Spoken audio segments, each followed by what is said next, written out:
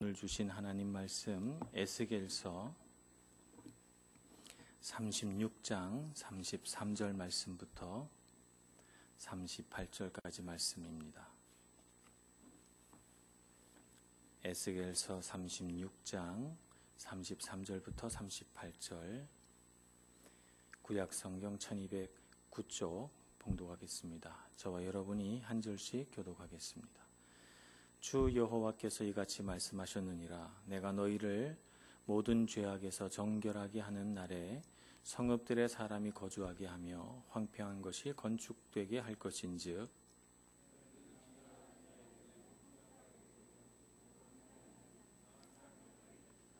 사람이 이르기를 이 땅이 황폐하더니 이제는 에덴 동산같이 되었고 황량하고 적막하고 무너진 성읍들에 성벽과 주민이 있다 하리니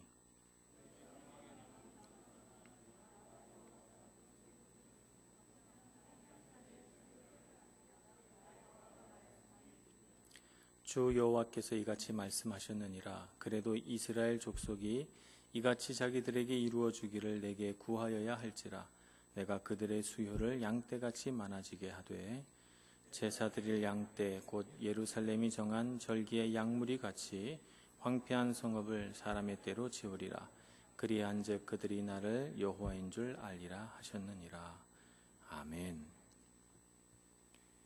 에스겔서는 에스겔 선지자가 바벨론에 붙잡혀가서 그가 강가에 서서 고향을 그리워하며 눈물 짓다가 그날에 하나님의 사자를 만나게 됩니다. 하나님의 사자를 만나서 그 사자가 강가에 서서 고향을 그리워하며 눈물 짓더니 에스겔에게 놀라운 말씀을 전해주게 되는데 그것을 기록한 것이 에스겔서예요. 에스겔서에 보면 하나님의 영광이 떠나는 예루살렘의 모습을 먼저 하나님의 선지자가 보여줍니다. 하나님의 사자가 보여준 그 영광이 떠나는 자리에 하나님의 심판과 하나님의 어떤 저주의 말씀들이 임하게 되고, 그래서 하나님께 순종하지 않았던 이스라엘 백성들과 그 주변의 여러 나라에 대한 심판의 말씀들이 에스겔서 초반에 등장하고, 그리고 다시 하나님께서 회복하실 새 예루살렘, 새로운 이스라엘 백성들을 하나님께서 말씀하시기 시작하는데 그것이 에스겔서 후반을 차지합니다. 그때에는 하나님의 영광이 동쪽에서부터 해같이 떠올라서 성전으로 들어와서 성전을 가득 채우게 되는데, 그래서 이 하나님의 영광이 임하게 되는 이 성전에서 하나님의 보좌가 만들어지게 되고 그 하나님의 보좌에서 생명수가 이렇게 흘러나오게 됩니다. 처음에는 발목이 그 물에 잠기게 되고, 그 다음에 무릎이, 그 다음에는 허리까지, 나중에는 발이 닿지 않아서 수영하게 되는 그런 커다란 강이 되는데, 그 강가의 양쪽에 그 생명을 힘입어서 자라난 아주 그 아름다운 나무들이 있고, 그곳에 거하는 수많은 물고기들과 여러 생명체들이 다 사람을 살게 하는 아름다운 그런 생명으로 가득 찬 생물들이었다, 이렇게 그가 기록합니다. 오늘 에스겔서 36장의 이 말씀은 이렇게 후반으로 넘어가는 데 있어서 하나님의 회복과 하나님의 구원의 말씀들이 선포되고 있는 그런 부분이에요. 오늘 말씀에 보면 주님께서 황폐했던 성읍들을 새로 건축해서 사람들이 거주하는 땅으로 만들겠다고 말씀하십니다. 그래서 버려졌던 땅을 하나님이 다시 기경을 하셔서 그곳에 많은 농작물들이 다시 자라나게 되고 경작할 수 있는 땅이 되고, 또 사람들이 그곳에 살만한 집을 세워서 성벽이 쌓이고 성읍이 건축되고, 그래서 사람들이 많이 거주하게 될 것이라고 이렇게 말씀하시죠. 이것은 이미 이루어지기 전에 하나님께서 그런 날이 올 것이라고 말씀해 주고 있는 거예요. 근데 그런 날이 분명하게 올 것인데 오늘 중요한 말씀은 37절에 말씀하고 있어요. 우리 같이 한번 읽어볼까요? 주 여호와께서, 시작. 주 여호와께서 이같이 말씀하셨느니라. 그래도 이스라엘 족속이 이같이 자기들에게 이루어 주기를 내게 구하여야 할지라. 아멘. 구하여야 할지라. 내가 이 모든 것들이 다 이루어질 것이라고 너희에게 말해주고 또 내 예언이 확실하니 분명히 이루어지겠으나 그러나 그래도 이스라엘 백성들이 이루어 주기를 내게 구하여야 할지라 이렇게 말씀하십니다. 그러니까 기도가 얼마나 중요해요. 하나님께서 우리에게 복 주시고 우리에게 능력 주셔서 이 세상에서 아무리 어렵고 힘들고 괴로운 일들이 많아서 마치 우리 인생이 황폐한 성읍 같아도 마침내 하나님께서 거주할 성읍을 만드시고 버려진 땅을 경작할 만한 땅으로 만들어 주신다 말씀하셨어도 우리가 기도하지 않으면 그것을 우리가 우리 것으로 성취하지 못하고 설령 성취한다 할지라도 우리 마음이 기쁘지 않을 수 있다는 거예요. 그러니 우리가 어떻게 해야 됩니까? 기도해야 됩니다. 열심히 기도해야 됩니다. 우리가 은혜로운 공동체를 만들 때는 세 가지가 잘 조화되어야 됩니다. 하나는 영적인 훌륭한 리더가 있어야 되고, 두 번째는 또 신실하고 은혜로운 하나님의 백성이 있어야 되고, 세 번째는 그 모든 것들을 합력하여 선을 이루시는 하나님의 능력의 손길이 있어야 됩니다. 제 아무리 은혜로운 백성이 있어도 하나님의 놀라우신 은총과 돌보심이 없다면 소용이 없어요. 아무리 뛰어난 리더가 있어도 하나님께서 기르시고 성장케 하시는 하나님의 놀라운 능력이 베풀어지지 않으면 아무 소용이 없어요. 이 모든 것들이 조화롭게 삼위일체 하나님처럼 세 가지가 잘 조화를 이룰 때 은혜로운 공동체가 만들어집니다. 그런데 여기에서 제일 중요한 것이 어떻게 보면 은혜로운 공동체에서 신실한 백성이라고 말할 수 있어요. 신실한 하나님의 백성이 되려면 정말 중요한 것이 기도예요. 기도가 얼마나 능력이 있는가 하는 것을 알고 하나님께서 이미 하늘에서 약속하시고 이미 계획을 세워놓으시고 이미 우리에게 주겠다 선포하신 것들을 우리가 성취하려면 어떻게 해야 되는가? 기도해야 된다는 것이죠. 그래서 우리 스펄전 목사님은 기도는 교회의 영적인 발전소다 그랬어요. 어떤 사람이 교회에 오니까 그분을 제일 먼저 어디로 데리고 가는가 하면 교회 지하에 있는 중보기도실로 데려가서 이곳이 바로 우리 교회의 발전소라고 이렇게 말씀하셨다 그래요. 기도가 교회의 영적인 발전소예요. 에이브러함 링컨은 참 그가 대통령으로 재임하는 기간 동안에 남북전쟁이 일어나고 노예 해방이 있고 많은 어려움들이 있었어요. 많은 공격이 있었고 그런데 항상 그는 그의 집무실 옆에 발전소라고 이름 붙여진 기도처를 갖고 있었다 그럽니다. 어렵고 힘든 일이 있어서 자기가 감당할 수 없을 때는 집무실을 벗어나서 얼른 발전소 문을 열고 들어가서 그곳에서 기도하셨고 그래서 이 어려움에 빠진 나라와 국가를 바르게 세워달라고 하나님께 간구했다고 합니다. 이사야서 40장 30절 31절에 보면 이런 말씀이 기록되어 있습니다. 소년이라도 피곤하며 곤비하며 장정이라도 넘어지며 쓰러지되 오직 여호와를 앙망하는 자는 새 힘을 얻으리니 독수리가 날개치며 올라감 같을 것이요 다른 박질하여도 곤비하지 아니하겠고 걸어가도 피곤하지 아니하리로다. 아멘. 우리가 인생을 살아가면서 참 힘들고 어려운 일들이 많아요. 때로는 우리가 감당할 수 없는 어려움들이 찾아오기도 합니다. 그럴 때 우리가 어떻게 해야 새 힘을 얻고 독수리가 날개치며 올라감 같을 것이라고 말하고 있어요. 여호와 하나님을 앙망할 때 그분을 바라보고 앙망이라는 말은 간절히 바라본다는 뜻입니다. 기도가 주님을 간절히 바라보는 것 아닙니까? 주님을 앙망하는 삶, 기도하는 삶이 바로 그와 같은 삶이고 그와 같은 삶을 살아가면 다른 박질하여도 곤비하지 않고 걸어가도 피곤하지 않겠다라고 주님께서 우리에게 말씀해 주십니다. 실제로 여러분 인생의 위기나 어려움이 닥쳐왔을 때 여러분 기도해 보세요. 기도해 보세요. 어떻게 되나? 여러분 마음이 막 무너져서 요동치고 괴로운 일이 생겼을 때 기도해 보세요. 어떤 일이 생기나? 여러분 사방이 막 우겨싸 나를 다 미워하고 나를 둘러싸서 나를 공격하는 것 같은 위기 상황이 있습니까? 여러분 기도해 보세요. 어떤 일이 생기는가? 여러분이 정말 바라던 일이 좌절되고 실패해서 여러분이 말할 수 없는 좌절감에 휩싸여 있습니까? 여러분 기도해 보세요. 어떤 일이 일어나는가? 기도야말로 하나님을 바라보는 일이고 그것이 바로 우리에게 힘을 주는 일이다 하는 것을 우리는 알아야 합니다. 기도는 능력입니다. 그래서 기도하는 공동체는요, 능력이 있습니다. 우리가 기도하는 공동체가 돼야 돼요. 공동체가 기도할 때 그 기도에서 많은 힘들이 우리 공동체 안으로 흘러 들어오는데 그 힘은 말하자면 하늘로부터 오는 것이기 때문에 우리 사람의 능력으로 만들어진 힘은 아니에요. 그래서 마치 교회는 병원의 모습과 같은 거예요. 영적인 병원이라고 할 수 있어요. 영을 먼저 고쳐주시고 영이 고쳐지니 육도 고쳐지는 신비로운 일들이 우리 교회 공동체 안에 이루어지죠. 실제 병원과 다른 점이 있다면 실제 병원에서는 의사와 간호사, 진료하는 사람들이 있고 또 아파서 온 사람들, 환자가 있어서 그 둘이 명확하게 갈려지고 그 둘이 엄연히 차이가 납니다. 그러나 교회는 영적인 병원으로서 우리 모두가 다 환자이기도 하고 우리 모두가 다 의사이기도 해요. 그래서 기도로 잘 무장된 공동체, 영적인 공동체, 능력이 있는 공동체는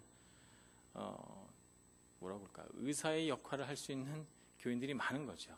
기도하는 사람들이 많으니까 하나님 안에서 평안하고 하나님 안에서 치유된 사람들이 많아서 웬만큼 아픈 사람이 와도 다 용납하고 오래 참고 치유하고 돌보고 이런 일들이 일어납니다. 그러나 영적으로 건강하지 못하고 좀 허약한 이런 교회의 상태가 되면 누가 좀 아픈 사람이 오면요 견디질 못해요. 힘들어합니다. 그래서 건강한 공동체에는 치유하는 힘이 있다는 것을 우리가 알아야 되고 건강한 공동체에 속해 있을 때 우리가 힘을 내서 신앙생활을 잘할 수가 있고 자꾸자꾸 우리 자신이 치유되고 연약한 자들을 치유해내는 능력이 우리 공동체 안에서 일어납니다. 그런 공동체, 건강한 공동체를 만들려면 어떻게 하는 것이 좋을까요? 기도하면 됩니다. 열심히 기도하는 것이죠. 나의 치유를 위해서 또 다른 사람의 치유를 위해서 기도하고 내가 힘이 빠졌을 때 내게 힘 주시기를 또 다른 사람들에게 힘 주시기를 구하면서 기도해야 됩니다. 이 모든 힘이 어디로부터 오는가? 하나님께로부터 옵니다. 우리가 경험하는 모든 힘이 하나님께로부터 와요. 하나님을 구하시기를 바랍니다. 스가랴서 8장 23절에 보면 이런 말씀이 등장합니다. 각 민족, 각 나라 사람들이 유대인들을 붙들고 말이죠. 당신의 하나님 여호와를 내가 바라고 또 바라니 그분이 당신들에게 힘을 주시는 줄 내가 알았으니 내가 당신과 함께 주님께 예배하러 가겠다. 그러니 나를 좀 데려가 달라. 이렇게 요청하는 구절이 나옵니다. 이 스가랴 선지자가 하나님께 받은 말씀이에요. 그런 날이 오리라. 이렇게 말씀하십니다. 건강한 공동체는 그런 힘이 있습니다. 많은 사람들이 보고 나도 좀 같이 하나님께 예배해서 나도 좀 당신과 같이 회복되고 싶다는 마음을 갖게 만드는 공동체죠. 우리 공동체가 그러한 공동체가 되어야 할 줄로 믿습니다.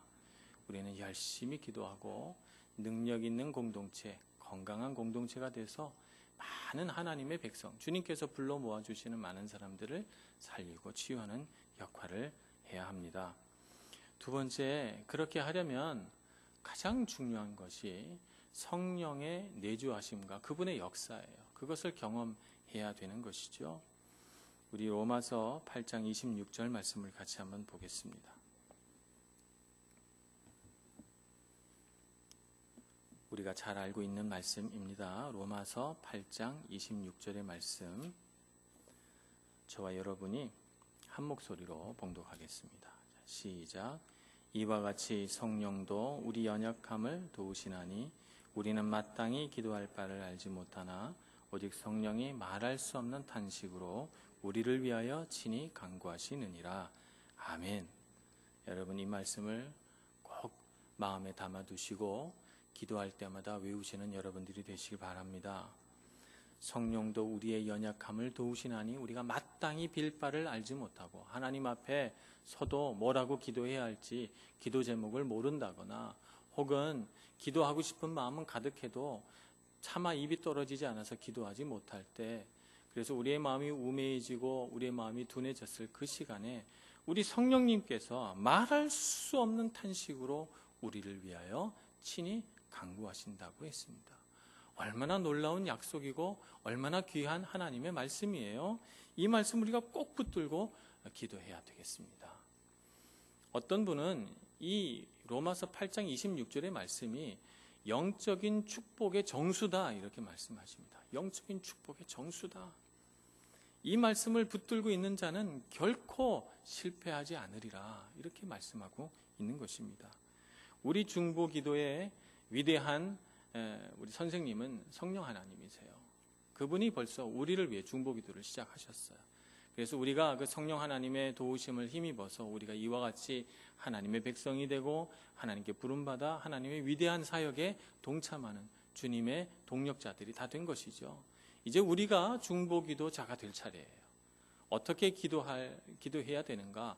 성령께서 우리에게 가르쳐 주시는 대로 할 때 가장 아름답고 존귀한 중보기도자가 될 수가 있는 것이죠. 물론 우리는 정말 다양합니다. 우리는 기질이 다르고 살아온 삶의 어떤 발자취가 다르고 또 성정도 다르고 또 우리가 기도하는 스타일도 다르고 그러다 보니까 목소리도 높은 사람 낮은 사람 각기 다르죠. 그러다 보니까 기도가 정말 사람마다 다 다양한 것처럼 보이지만 그러나 기도하는 모든 사람을 하나 되게 하시는 분이 있는데 그분이 누구신가 하면 우리의 위대한 중보기도 선생님 성령 하나님이시죠. 그가 우리가 하는 모든 기도를 하나로 조화되게 만들어서 하나님 앞에 상달되는 하나의 위대한 기도 합주를 만들어내는 것입니다. 그래서 우리가 이렇게 함께 모여서 기도할 때는 기도 콘서트가 되는 것이죠. 오케스트라를 연주할 때 각기 악기가 다르잖아요. 여러분 오케스트라를 전부 바이올린으로 채운 그런 오케스트라 봤습니까? 전부 클라리넷으로 발음이 안 되네요. 클라리넷으로 채워놓은 그런 오케스트라 보셨어요? 아니에요. 오케스트라는요 다양해야 돼요. 제1 바이올린, 제2 바이올린, 비올라가 있어야 되고 그 뒤에 첼로가 있어야 돼요. 콘트라베이스가 있어야 되고 이쪽에는 목관악기, 이쪽에는 금관악기, 저쪽엔 타악기가 있어서 각각이 때마다 자기 역할을 잘 수행해 줄 때 위대한 음악이 탄생하게 되는 것입니다. 그 모든 것들을 아름답게 조화시키는 사람을 우리가 지휘자라고 합니다. 그 지휘를 하는 것이죠. 조화시켜내는 거예요. 바로 성령 하나님이 우리의 기도 콘서트의 지휘자십니다. 그래서 우리가 함께 모여서 기도할 때 우리가 마땅히 빌 바를 알지 못하고 정말 우리가 우둔하고 어리석게 기도하지만 그러나 우리의 기도는 요만큼밖에 되지 않지만 성령 하나님께서 우리의 모든 기도를 하나로 조화시켜내서 합주시켜서 아름답고 위대하고 하나님을 찬양하는 놀라운 기도 콘서트를 만들어내는 것입니다. 그러니 우리가 기도할 때 어떻게 기도해야 됩니까? 우리가 성령의 인도하심 속에서 기도해야 됩니다. 성령께서 지휘하시는 대로 따라가야 되니 성령의 인도하심을 받아야 되겠죠. 그래서 우리는 기도할 때 성령님, 우리는 어떻게 기도해야 됩니까? 하나님, 나는 어떻게 기도할 때 이 기도가 능력 있는 기도가 됩니까? 주님께 먼저 여쭈어 봐야 되고 성령의 인도하심을 받아서 기도해야 됩니다. 또 성령께서 깨닫게 해주시는 대로 기도해야 돼요. 우리 마음속에 성령님께서 오셔서 내주하셔서 빛을 발하시기 시작하시면 우리는 깨달아지는 것들이 있어요. 그 깨달아지는 것들을 가지고 기도할 때 그 기도가 아주 영적인 기도가 되는 것입니다. 성령의 인도하심 다음에는 반드시 성령께서 깨닫게 하시는 대로 기도하고 그리고 성령 하나님을 기쁘시게 하는 기도를 해야 돼요. 근심하게 하는 기도를 하면 안 됩니다. 성령 하나님을 기쁘시게 하는 기도를 해야 되겠지요. 그래서 우리가 성령 하나님의 인도하심을 따라서 우리가 기도할 때 우리의 기도가 아름다운 기도가 되고 훌륭한 중보기도가 됩니다. 중보기도는요 어떤 마음이 바탕이 돼야 하는가 하면 나도 잘 되고 남도 잘 돼야 된다는 마음이 바탕이 돼야 돼요. 세상에 많은 사람들은 믿지 않는 사람들은 이 치열한 경쟁 사회 속에서 어떻게 하든지 내가 잘 되는 길은 남이 안 되거나 남은 그대로 있는 상태에서 나만 잘 되거나 이 둘 중에 하나예요. 그래야만 우리는 잘 된다고 느껴져요. 다 잘 되면 내가 잘 된다고 느껴지지 않으니까 그러니까 남이 못 되든지 아니면 나만 잘 되든지 이 두 가지 길로 갑니다. 그러나 하나님을 믿는 사람은 제3의 길을 알아요. 남도 잘 되고 나도 잘 되는 길을 압니다. 그래서 중보기도자는요, 남이 잘 돼야 나도 잘 된다는 것을 믿고 그 하나님의 사랑 안에서 모두가 잘 되고 그 안에서 나도 잘 되는 그런 하나님의 은총을 누리게 해달라고 기도하는 것입니다. 오늘 우리가 이런저런 기도 제목을 가지고 기도할 때 이런 마음을 바탕으로 해서 우리 관계된 모든 사람들을 내 관계 안에서 다 잘 되도록, 그 안에서 또 나도 잘 되도록 기도하시는 여러분들 되시길 바랍니다. 세 번째는, 기도하는 공동체는 교회 사명을 잘 알아야 됩니다. 교회가 어떤 사명을 갖고 있어요? 교회의 사명 가운데 가장 위대한 사명은 구원의 사명입니다. 하나님께서 교회를 왜 세웠는가? 길을 잃은 사람들을 하나님의 품 안으로 불러들여서 그들을 구원하라고 교회를 세우신 거거든요. 그래서 우리는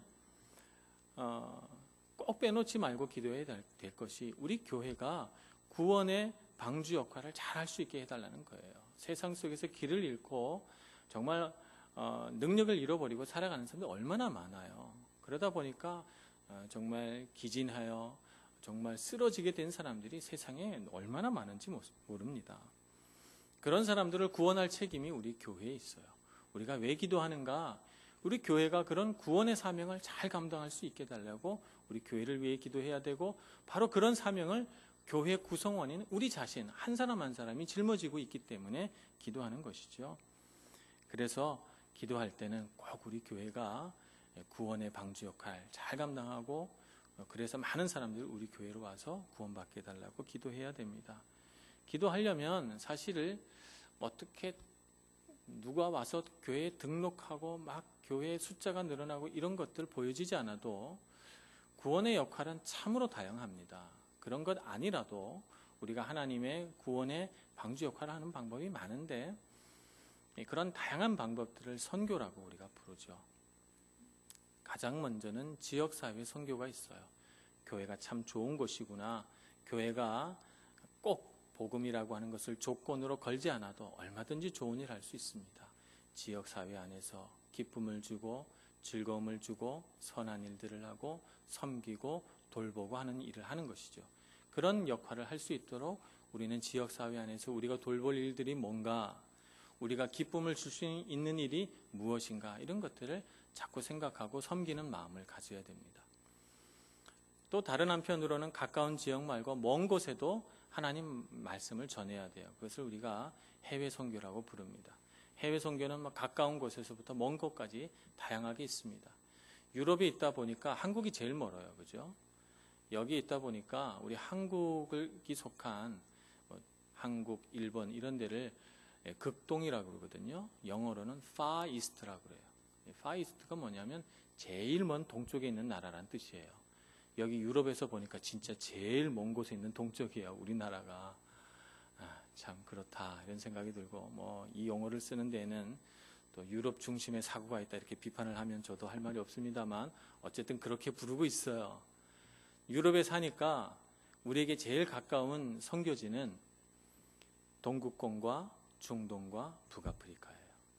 그리고 먼 곳은 중앙아시아와 우리가 극동이라고 부르는 우리 일본과 이런 땅이고, 또 저기 남아프리카 이런 땅, 먼 땅이죠. 우리가 그런 곳까지 다 복음을 전할 수 있어야 되겠습니다. 헝가리 단기 선교를 계획하면서 참 우리가 기도해야 되겠다 이런 생각이 듭니다. 비록 우리가 그들에게 해줄 수 있는 능력과 힘의 한계는 분명하지만, 너무 조그맣지만, 그러나 우리가 그들을 위해 기도하는 그 기도의 힘만은 우리가 준비하고 계획하는 것 훨씬 이상이다 이렇게 생각이 들고요.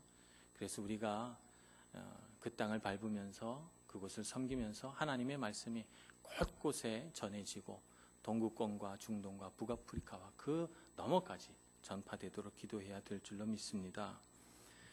어떤 사람은 발로 밟으며 선교하고, 어떤 사람은 기도하며 보내면서 선교합니다. 그래서 가는 선교사, 보내는 선교사 이렇게 말하죠. 가는 선교사는 많은 것들을 희생하고 헌신하면서 그곳을 밟으면서 직접 내가 선교지로 바라봤던 그 사람들을 만나서 섬깁니다. 보내는 선교사는 내가 가지 못하기 때문에, 내가 갈 수 없기 때문에 많은 사람들을 보내면서 그 땅을 위해 기도하고 그 땅에 하나님의 능력과 구원의 역사가 일어나도록 기도하는 것이죠. 그래서 보내는 선교사에게는 반드시 보낼 수 있는 자원들을 위한 기도를 해야 돼요.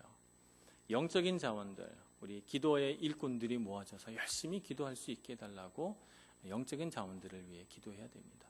또 훌륭한 목회자와 선교사들과 또 섬기는 많은 이들이 생겨나게 해달라고 인적인 자원을 위해서 또 기도해야 됩니다. 그런가 하면 물적인 자원들을 위해서도 기도해야 돼요.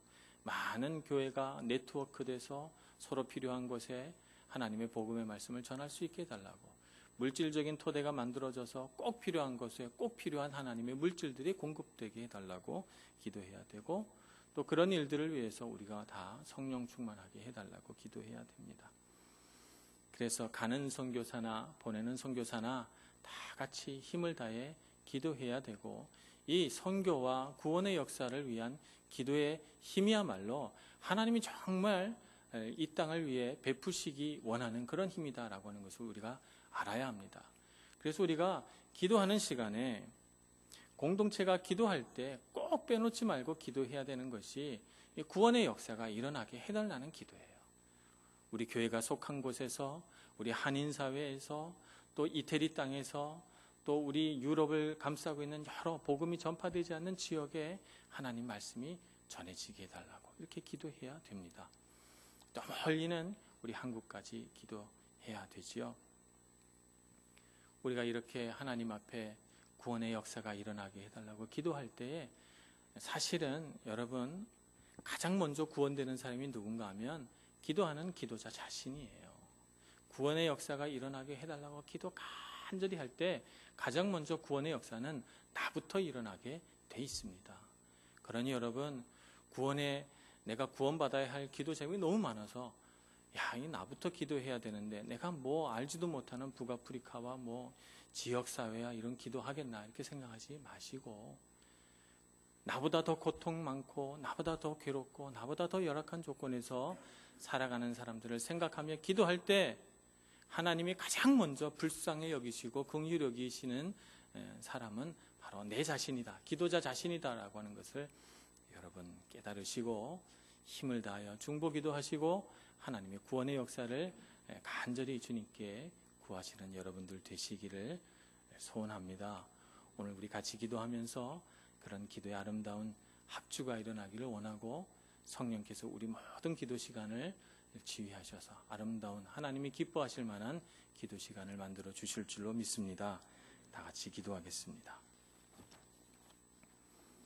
자비로우신 하나님, 주님 앞에 기도합니다. 우리를 불쌍히 여기셔서 우리가 때로 마땅히 기도할 바를 알지 못하고 횡설수설하며 어리석게 주님 앞에 무릎 꿇어 있을 때 주님 오셔서 성령 하나님으로 하여금 말할 수 없는 탄식으로 우리를 위하여 대신 기도하게 해주시니 감사합니다. 주님의 그 인도하심을 따라 힘을 내어 기도하오니 주님 저희들의 기도를 들어주시고 하나님의 구원의 역사가 일어나게 해주시고 세계 곳곳에 복음이 전파되게 해주시고 오직 하나님만 영광받는 온 세상이 다 되게 하여 주시옵소서. 예수님의 이름으로 기도합니다. 아멘.